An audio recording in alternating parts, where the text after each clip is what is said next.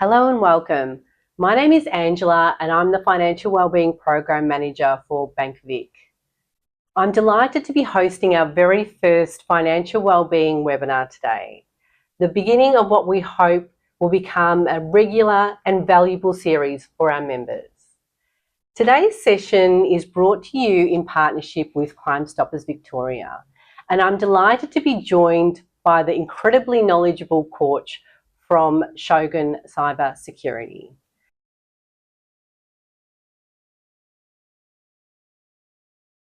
Corch is a lead consultant to Crime Stoppers Victoria and a seasoned cybersecurity expert with over 25 years of experience in digital security.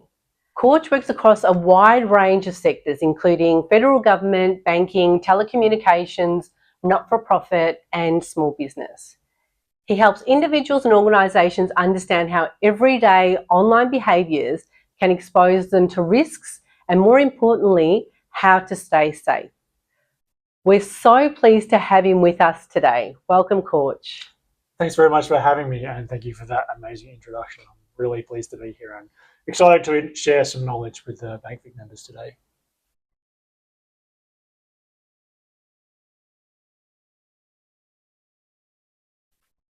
Corch, can you tell us about Crime Stoppers Victoria? Absolutely. Crime Stoppers Victoria are an independent, not-for-profit organisation. We work very closely with the police, but we aren't part of the police. Our real reason for existing is to provide a level of separation and anonymity for members of the public who might wish to provide information about crime to the police. It helps them to protect their identity in a situation where they might be concerned about repercussions if their identity were to become revealed to the police.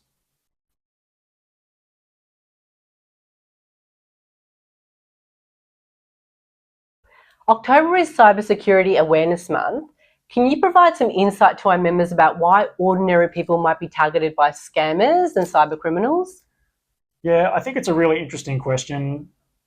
A lot of people that I speak to have this misconception that cyber criminals are really only interested in targeting big businesses, banks, places that have lots of money. But those kinds of organizations also have really strong cybersecurity defenses and really big budgets, lots of money to spend on cybersecurity. They have whole teams of people that work on cybersecurity. So the amount of effort that is involved in targeting an organization like that versus the payoff is not really there all of the time. If you think about individuals, though, there's an economy of scale that comes into play. Individuals might only be worth a few $100s per person in an individual scam, but that adds up, and there are hundreds and thousands, millions of people in Australia that can potentially be targeted. People can also be emotionally manipulated a lot more easily if they don't have proper training and awareness, if they don't have their guard up. The kinds of people that are often targeted or victimized by scams and cyber criminals can be predisposed to emotional manipulation, things like fear or romance, for example.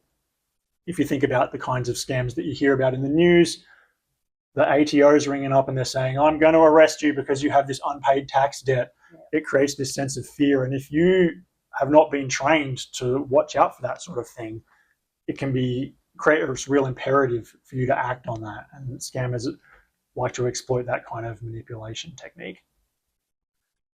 The other thing that kind of goes hand in hand with that is most people will take things at face value. And again, without the training and the awareness, if you see a website and it says that it's PayPal or it's Google, if it looks like it's PayPal or it's Google, most people will take that at face value. If someone calls you and says that they're calling from the tax office, most people will generally tend to just go along with it. It's only when you've been trained to be suspicious or to have your guard up that you start to ask questions and think, well, maybe, like, would the tax office really be calling me specifically about this?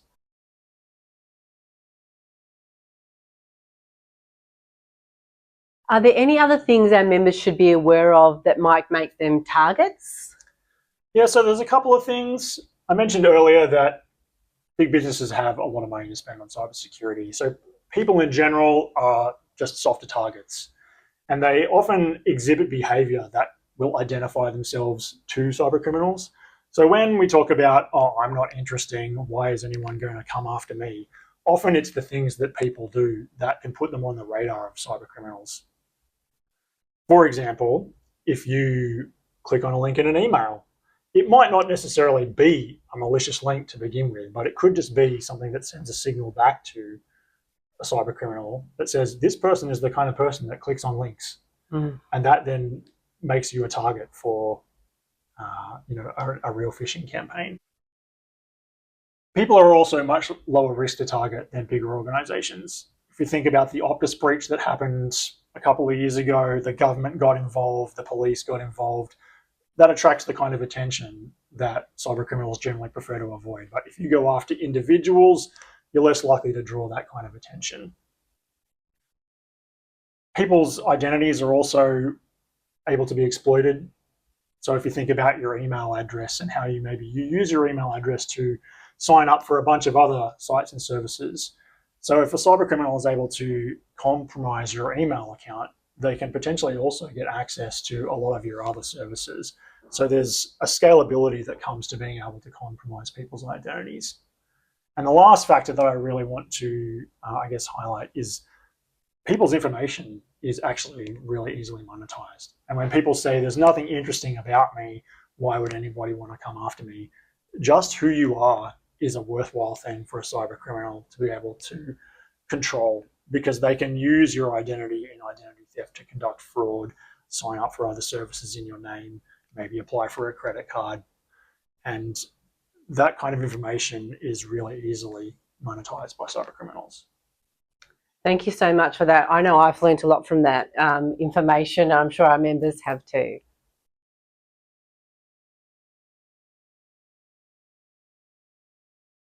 Now we understand a bit about why people are targeted.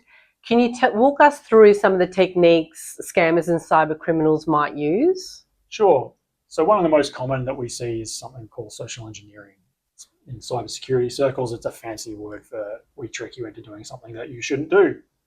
The most common technique that we see is phishing, the emails that you receive that pretend to be from Microsoft or PayPal or from BankVic, and they want you to click on a link and maybe type in your username and password, or sometimes there's an attachment, and the attachment has some kind of malicious code embedded in it.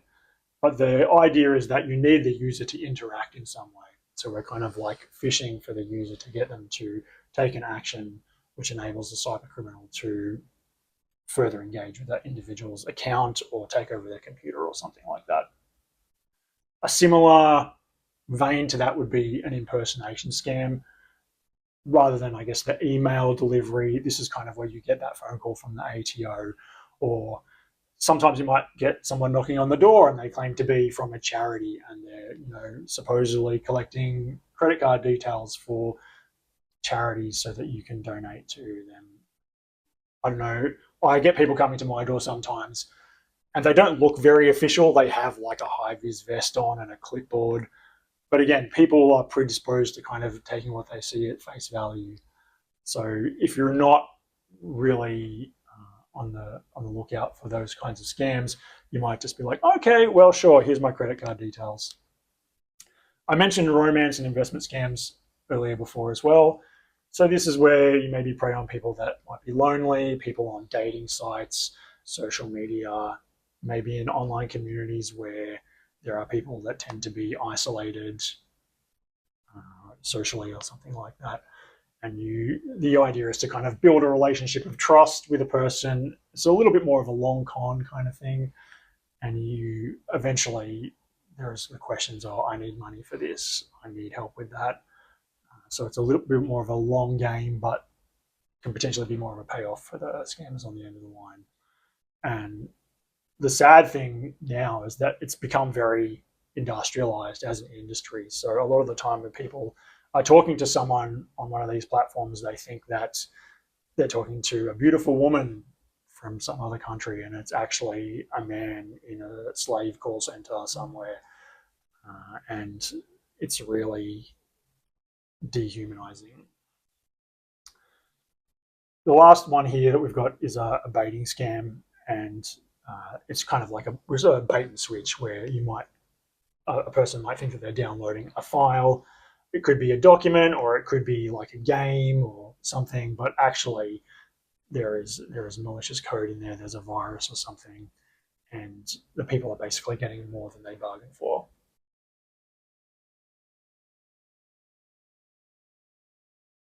Our members will be aware of some of the bigger data breaches in recent years. So can you tell us how that works? Data breaches are a real problem because as an individual, you provide your information to service providers. You often don't have a lot of say in having to provide that information, but when those providers get breached, your information kind of gets released out into the wild, onto the dark web, and there isn't a lot that you can do about it. This helps to facilitate identity theft. We talked a little bit before about credit card fraud or people signing up for services. So if a data breach happens, and you think about the Optus breach, for example, and there was identity documents in there, so driver's license numbers, dates of birth, it's all the sorts of information that a cyber criminal might need if they wanted to sign up for a similar service on their own. So once that information is out in the wild, it becomes very easy for a cyber criminal to use that information and perpetrate more fraud. We often tell people you've got to have unique passwords. Don't use the same password on multiple sites. And the reason for that is if one site gets hacked and that site has your password stored in it, and you've used that password on another site, chances are you probably use your email address as your username to log in. So a cyber criminal then has all of the information that they need to go around to a bunch of other sites, try the same username and the same password. So if you have the same email and password for Facebook as you have for your actual email account, then if your Facebook account gets hacked, then potentially your email account gets hacked as well. One other thing that I'll touch on just briefly is public Wi-Fi. It's not as big a problem as it used to be, but we still have issues where if you go into, say, an airport or a shopping center and there's a free Wi-Fi network there and you connect to it, it could actually be a fake Wi-Fi network. It could be not the shopping center Wi-Fi network. It could be operated by a hacker or a cyber criminal pretending, again, to be the shopping center Wi-Fi. The other thing that happens is that because the public Wi-Fi networks don't require a password to get on, potentially anyone who's on that network can scan the same traffic and see what websites you're going to and things like that. So you can have your information exposed just by being on an unsecure Wi-Fi network. Right, very interesting. Thank you.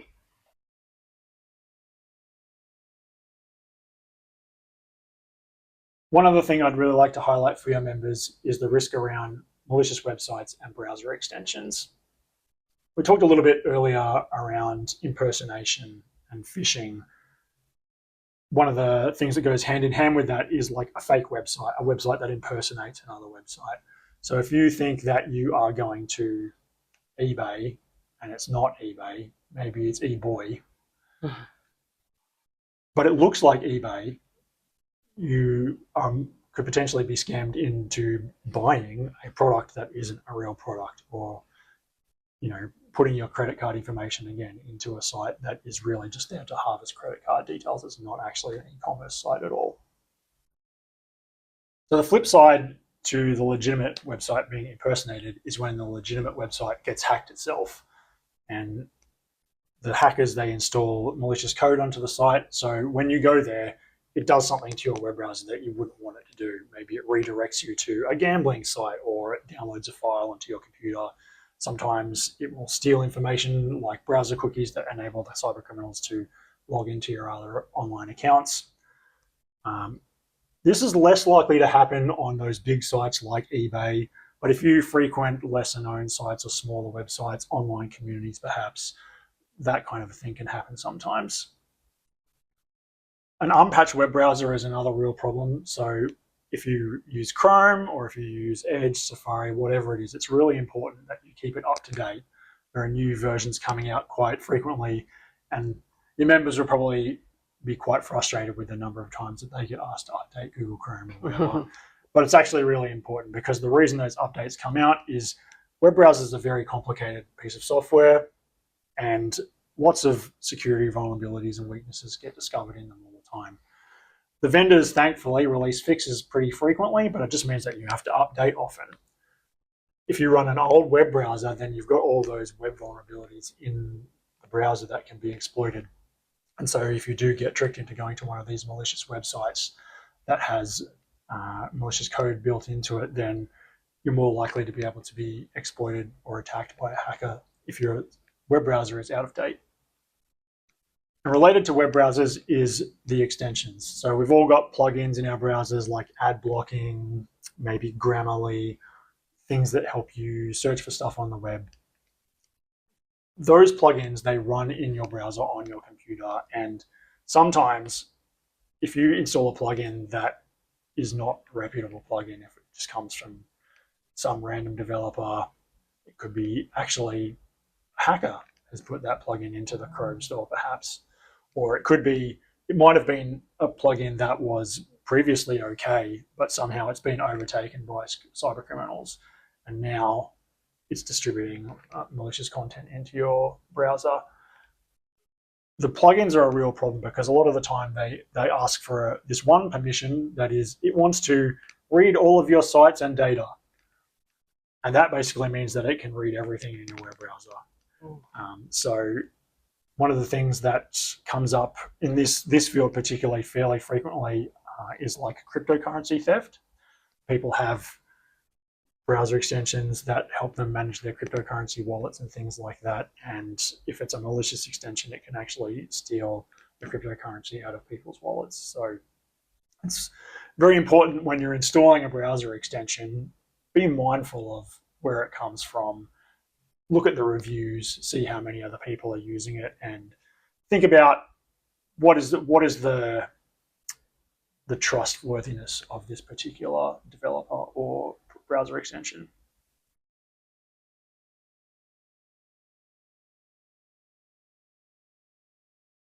How does a malicious browser extension relate to malware in general?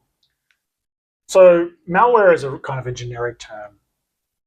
In the past, people talked about viruses, and that was kind of the extent of malicious software, but now we have malicious browser extensions, we have viruses, we have worms.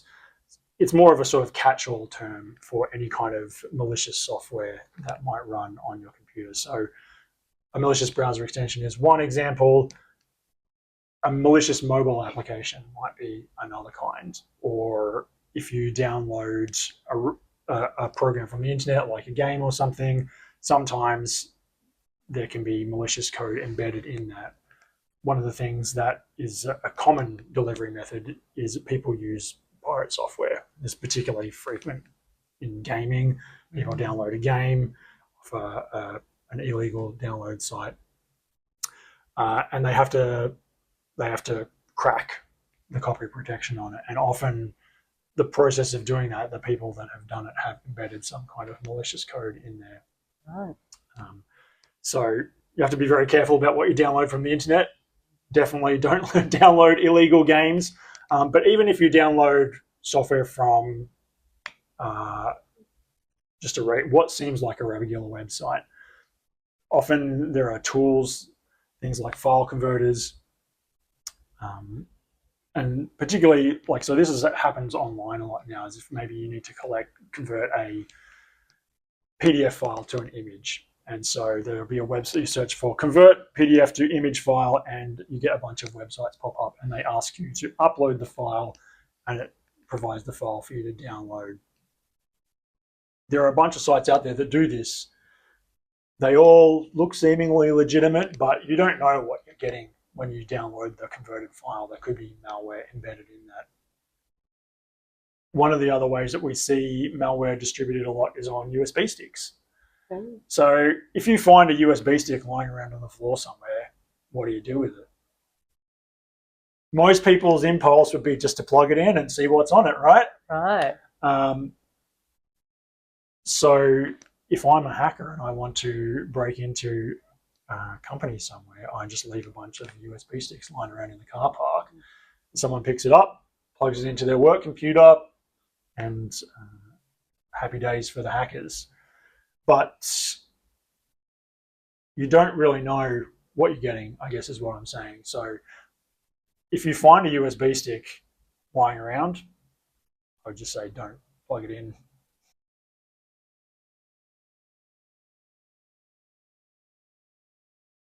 Thanks for taking us through all of this, Corch. Our members were able to ask some questions when they registered. A couple of common themes emerged. One of the questions that emerged was, how can we tell if a website is legitimate? Really interesting question, because it's become harder and harder as time has gone on. In the past, scammers didn't try very hard when they were creating impersonation sites or phishing sites. They would maybe just slap a logo on it and think that that would be enough to fool people. But more recently, the copying is one for one. It can be very difficult to tell just from looking at a website whether or not it's legitimate. The first thing to look at is the URL or the domain. So www.bankvic.com.au. Look at the text very carefully. Sometimes they use a common technique called typo squatting, where maybe they change one of the letters. Sometimes they'll use a letter from a different alphabet. So it looks like an A, but it's actually a Greek A, for example. And the URL, if it looks a little bit dodgy, that's usually one of the first signs. Another thing that happens is they'll register a domain that sounds legitimate, but it's actually different. So it could be bankvictoria.com.au, for example. And if you look at that and the website looks the same and it seems like a legitimate website, you might not necessarily have any reason to believe that it was a different website. One of the ways I like to tell people is to just try Google, right? Like if you Google BankVic, the first thing that comes up is probably going to be a legitimate website. It'd be very rare for a malicious website or a fake website to come up as the top hit, particularly for a well-known brand or something that you're looking for. So trust your search engines and do take particular notice of what the URL says. And what can someone do if their personal data has been compromised? Well, the first thing I'll tell you to do is change all of your passwords. We talked a little bit about how sometimes people use the same password. Maybe even I'm guilty of that occasionally. But if your passwords have been compromised, then obviously you need to update those on all of your sites.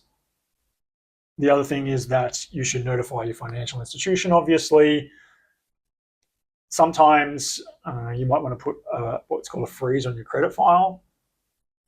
So there are a couple of credit reporting institutions that if you apply for a credit card, for example, or if you go down to Harvey Norman and try to get a television on interest-free terms, they run a credit check on you. It comes back good or bad, but if you put a freeze on it, then what that basically says is that no one can get access to your credit file and no one's going to give you credit while your file is frozen.